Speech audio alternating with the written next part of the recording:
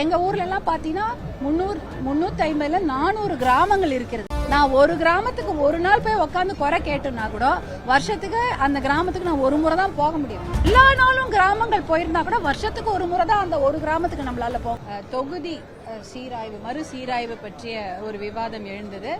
அதுல பாத்தீங்க என்றால் 39 பாராளுமன்ற உறுப்பினர்கள் தான் இப்ப இருக்கிறாங்க. அதற்கப்புறம் தொகுதி மறு சீராய்வு செய்யும் பொழுது நமக்கு அதிகப்படியான பாராளுமன்ற உறுப்பினர்கள் கிடைக்க மாட்டாங்க அப்படின்ற ஒரு மிகப்பெரிய ஒரு சந்தேகத்தை எடுத்து வைத்துக் கொண்டிருந்தார்கள். ஏனென்றால் கடந்த ஆட்சி காலத்தில் இதற்காக ஒரு அனைத்து கட்சி கூட்டப்பட்டது. அந்த அனைத்து கட்சி கூட்டத்திலையும் பாத்தீங்கன்னா எல்லாருமே ஒரே கருத்தை தான் சொல்லி இருந்தாங்க.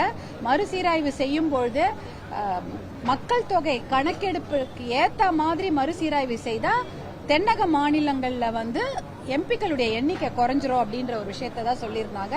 அது நிஜமாவே கவலைக்குரிய விஷயம் தான். ஏனென்றால் பாப்புலேஷன் ஸ்டெபிலைசேஷன் என்ற அந்த ஒரு விஷயத்துல தென் மாநிலங்கள் ரொம்ப தென் மாநிலங்கள்ல ஒரு ஸ்டெபிலைசேஷன் வந்திருக்கிறது. ஆனா எப்படி TFR சொல்லுவாங்க, டோட்டல் ஃபெர்டிலிட்டி ரேட்னு ஒன்று இருக்கு. தென் மாநிலங்களை பொறுத்த வரைக்கும் கேரளா, தமிழ்நாடுல 0.6 0.7% தான். அதாவது ஒரு குடும்பத்துல ஒரு குழந்தைக்கும் கம்மி என்ற மாதிரி. அதுவே வட மாநிலங்கள்ல TFR டோட்டல் ஃபெர்டிலிட்டி ரேட் பாத்தீங்கன்னா 3.5%.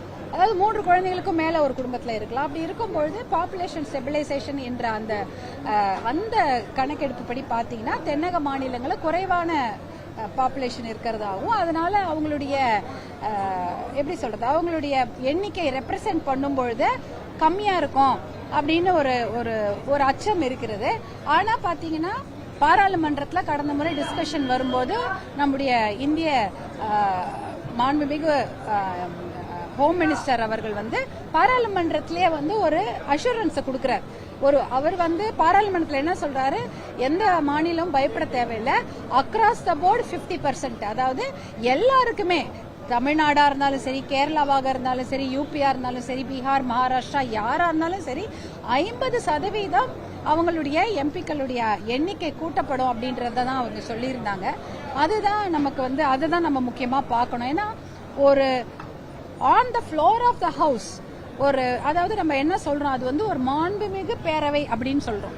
மாண்புமிகு பேரவைனா அந்த பேரவையில உட்காந்து நம்மளால ஒரு உண்மைக்கு புறம்பான தகவல்களை சொல்ல முடியாது. அந்த மாண்புமிகு பேரவையில மாண்புமிகு உள்துறை அமைச்சர் அப்படிப்பட்ட ஒரு வாக்குறுதியை இந்திய மக்களுக்கு கொடுத்திருக்காரு. என்னன்னா எல்லாருக்குமே 50% அவங்களுடைய பாராளுமன்ற உறுப்பினர்களை அதிகப்படுத்தி கொடுப்போம்னு தான் சொல்லி இருக்கிறாரு. அதை தான் நம்ம கருத்தில் கொள்ள வேண்டும். அப்படி 50% அதிகப்படுத்தி கொடுத்தாங்கன்னா கண்டிப்பாக தமிழ்நாட்டுக்கு 39ல இருந்து 40 பாதி 20ன்றது கணக்குல பாத்தீங்கன்னா 59 எம்பிங்க வருவாங்க. 59 எம்பிங்க வந்தாங்கன்னா இந்த சட்டத்தோடய சேர்த்து இன்னொரு சட்ட மசோதா கொண்டு வராங்க. 33% மகளிர் இடஒதுக்கீடு கொடுக்கப்படும் எல்லா மன்றங்கள்லயும். அப்படி பாத்தீங்கன்னா 20 பேரு மகளிர் எம்பிக்கு வருவாங்க தமிழ்நாடுக்கு.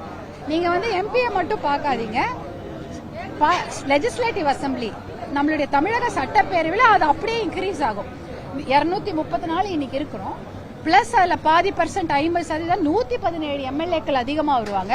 அந்த 117 எம்எல்ஏக்களும் மகளிர் எம்எல்ஏக்களா இருப்பாங்க, மகளிர் சட்டமன்ற உறுப்பினர்களா இருப்பாங்க. ஏன்னா 1/3 அதானே அர்த்தம்.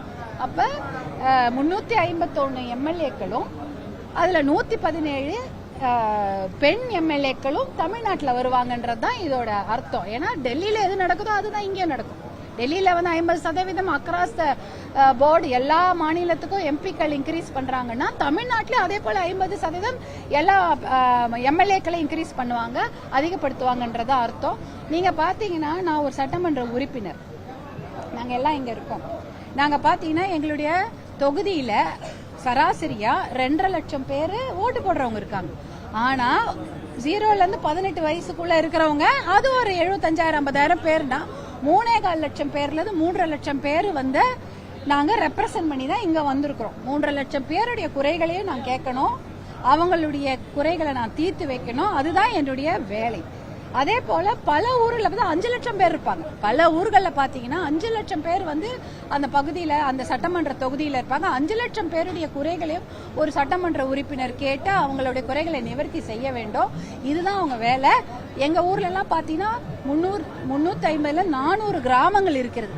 நான் ஒரு கிராமத்துக்கு ஒரு நாள் போய் உட்காந்து குறை கேட்டுனா கூட வருஷத்துக்கு அந்த கிராமத்துக்கு நான் ஒரு முறை தான் போக முடியும், இல்ல 2 வருஷத்துக்கு ஒரு முறை தான் அந்த கிராமத்துக்கு போக முடியும்.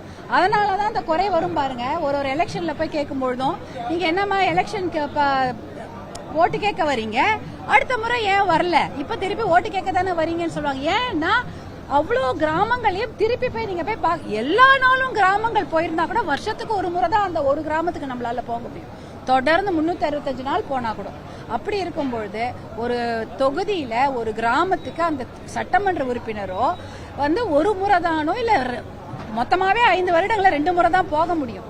அப்ப வந்து உங்களுக்கு வந்து சேவை செய்கிற அந்த வாய்ப்பு கொஞ்சம் கம்மியா தான் இருக்கும். யாரா ஒன்றிய செயலாளரோ மாவட்ட செயலாளரோ போய் பார்ப்பாங்க. அப்ப பாராளுமன்ற உறுப்பினருடைய கஷ்டத்தை பாருங்க. 6 சட்டமன்ற தொகுதி இல்ல 5 சட்டமன்ற தொகுதி இருக்கும். அவங்க கிட்டத்தட்ட 15 லட்சம் 20 லட்சம் 25 லட்சம் அவர்களுடைய வாக்காளர்கள் அங்க உறுப்பினர்கள் இருப்பாங்க. எல்லாருடைய குறைகளே அந்த எம்பி தீர்த்து வைக்கணும். அவர்களுக்கு வந்து ஒரு பில்டிங் கட்டி கொடுக்கணும், ஆபீஸ் கட்டி கொடுக்கணும், இல்ல நிறைய விஷயங்கள். எம்பியோட வேலைன்னா வெறும் சட்டத்தை ஏற்றுவது மட்டுமே வேலை கிடையாது. நிறைய விஷயங்கள் எம்பிக்கள் செய்ய வேண்டி இருக்கும். அதனால வந்து இன்னைக்கு அதுவும் அதனாலதான் நிர்வாக வசதிக்காக இதை பிரிப்பது என்பது ரொம்ப நல்லது. ஒரு 5 லட்சம் பேருக்கு 10 லட்சம் பேருக்கு ஒரு எம்பி வருவாங்க, ஒரு 2 லட்சம் பேருக்கு ஒரு சட்டமன்ற உறுப்பினர் வந்தாங்கன்னா இன்னும் கொஞ்சம் வேலை. நிர்வாக வசதிக்காக இதை செய்யலாம்.